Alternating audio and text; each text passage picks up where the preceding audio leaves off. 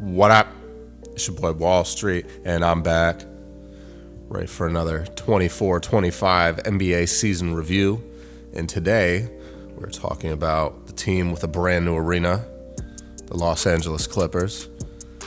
And their season was, I think, less than desirable in terms of how it turned out, but it also, I think, was a little bit better than what I had expected, because I figured Kawhi Leonard was going to be out for the majority of the season, which he was. He only played 37 games this season. And I figured James Harden would have a tough time carrying this team alone, which obviously I was wrong about. James Harden was the leading scorer on the team, played 79 games, 22.8 points per game, 5.8 rebounds, 8.7 assists, and 1.5 steals a game in 35.3 minutes a night. So he did average 4.3 turnovers, but, he really did have to carry a big load in terms of facilitating the offense. Norman Powell obviously stepped up. He played 60 games this year. He did not win the most improved player. A lot of people were hoping he would. A lot of people were also hoping he would be named an all-star. I also thought he kind of deserved to be named an all-star, but he had a great year, probably the best year of his career, 21.8 points per game in 32.6 minutes a night. And then Kawhi Leonard played 37 games total, 21.5 points per game, 5.9 rebounds, 3.1 assists, 1.6 steals, 32 minutes a night. And then Ivica Zubac, who came in second in Most Improved Player of the Year voting, he had the best year of his career, playing nearly 33 minutes a night, 80 games, 16.8 points, 12.6 rebounds, 1.1 blocks, 2.7 assists. So just a pretty solid year, but, and Zubac also great field goal percentage, 62.8%. From the field this season. James Harden shot 41%, not his best year shooting. Norman Powell was definitely probably the best shooter on the team, 48.4% from the field, 41.8% from three. And then Kawhi Leonard, in the short period of time that he did play during the regular season, shot 49.8% from the field and 41.1% from three-point range. So solid season. I just think in the West, being mediocre does not help you. And the Clippers had a great end to the season. I think from like March 5th, they went like 18-3. It was like top three best records in that time span in the entire league. So they definitely like got hot at the right time. Before that streak, where they went 18-3 started, they were like maybe 3, 4, 5 games above 500. And then they ended the season 50-32, which is a very, very good record, right? If you're in the Eastern Conference, that's good enough, to be, I guess, the third seed. That's what the Knicks are at. So it's just tough for this team, and I don't really know what they're going to do from here. So obviously, they have some things that they need to work out during the offseason. James Harden has a player option for $36 million. He's 35 years of age. I would imagine he's probably either going to decline that option and re-sign with the Clippers, or he declines the option and he goes somewhere else and signs a longer-term deal, because I think at this point in time, he had a good enough season where he can sign a contract that's going to pay him more than $36 million. It might not all be in 1 year, but it'll definitely be more than that over the course of 3 or maybe even 4 years. Obviously look at what Paul George got last year going to the Sixers. Maybe teams have learned from that, but they gave Paul George a $200+ million contract, at age 34. He's going to be 38 years old making, over $50 million a year.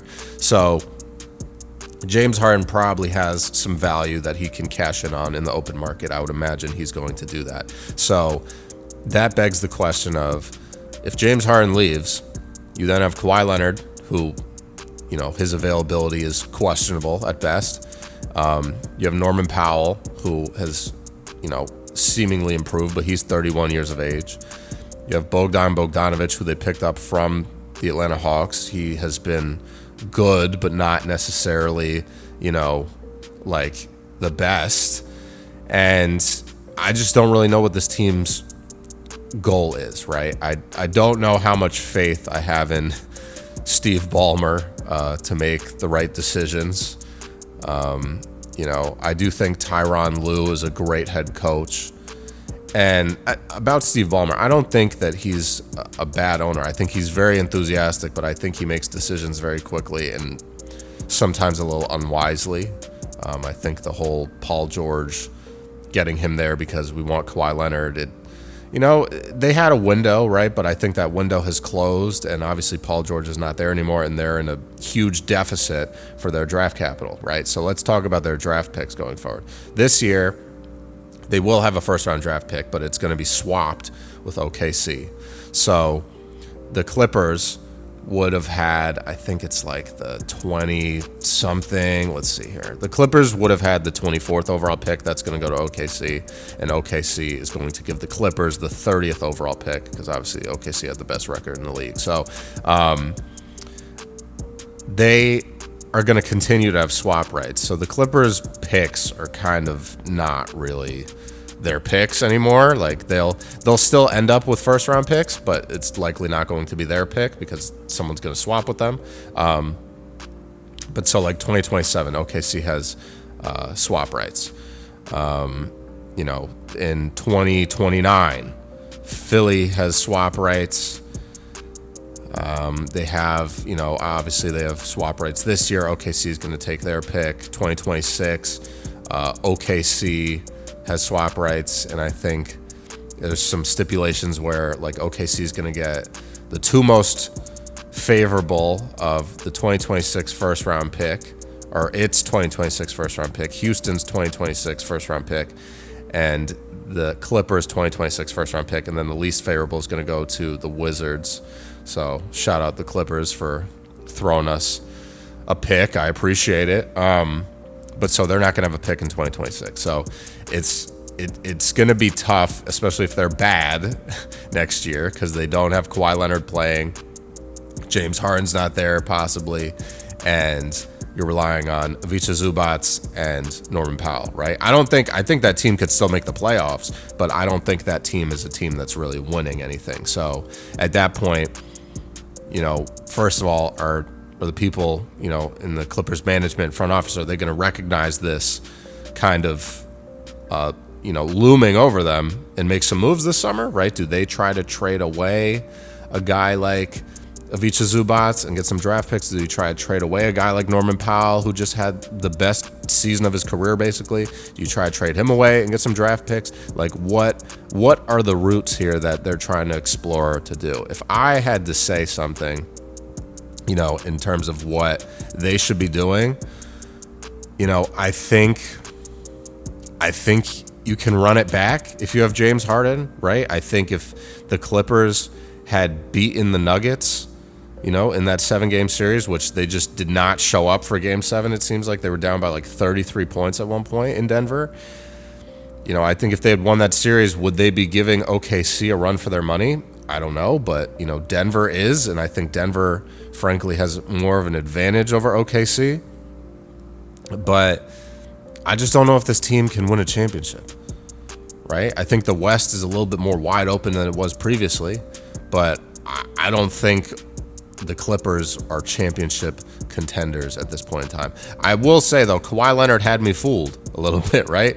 He came out of the series and was shooting an amazing percent. I think he shot nearly 80% one game, was putting up a crazy amount of points. He was looking really good towards the end of the season and going into the playoffs, right? But, when you don't have that product all year long, it seems unreasonable now, right? With hindsight being 2020, to really expect that to be just totally deliverable in the playoffs. It just doesn't seem like that's really what was going to happen. And I think a lot of people were just buying into the hype, myself included, and it didn't turn out. So I think this team has a lot of thinking to do. I think they just kind of need to pick a direction, right?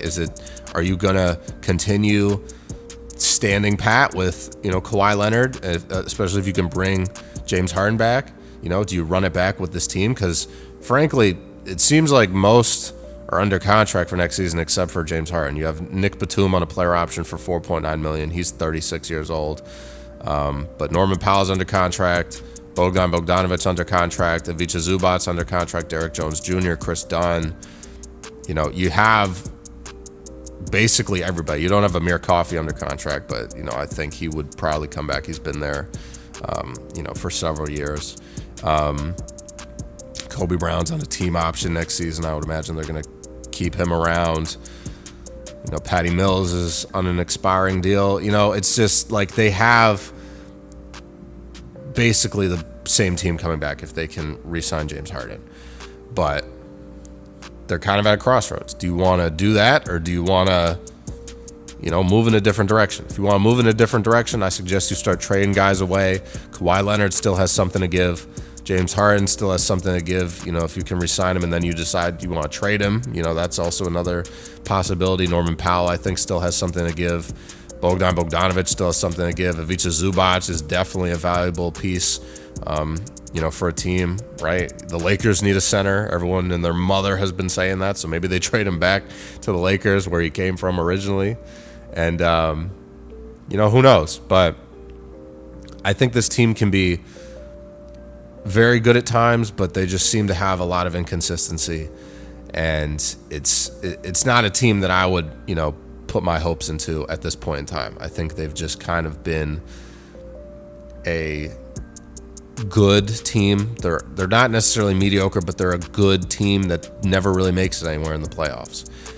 And I think if they want that to change, they might just have to start building through the draft. Because if you think about it, there's a lot of teams where you draft a player and they're going to want to get out of there, right? There's a lot of people that don't want to live in Minnesota. There's a lot of people that don't want to live in, San Antonio, Texas. There's a lot of people that don't want to live in Phoenix. There's a lot of people that don't want to live in Portland, Oregon. Like, there's just a lot of cities around the NBA, right? And I'm not calling out any of those cities. I'm just saying there's, times where guys get drafted to these teams and they don't want to stay there, right? Kawhi Leonard wanted to go back to LA, right? He won a championship in Toronto and he wanted to go back to LA. So I think there's a lot of guys that feel the same way, where they're making all this money, they want to be in a big market, and they might not necessarily be on the Lakers, but they're, with the Clippers, right? So I think if you draft guys, to this team, they're probably going to want to stick around. Like, I think they have a great facility. They put a lot of money into the business itself that is the Clippers franchise. And, if you can collect some draft picks where you can get some lottery picks for some of these guys that I was just naming on the roster, maybe that's a good decision too. I honestly think that could be another move that they could look into, right? But, that's really all I got. If you guys are Clippers fans, let me know your thoughts. How do you think this team should proceed going into next season? What do you think they need to do during this offseason? I want to know your thoughts. So please leave some comments down below. Let me know what it is and what's up. And I'm going to catch you later, man. Stay safe, stay up, stay humble, stay blessed, handle business, stand on business. Peace out.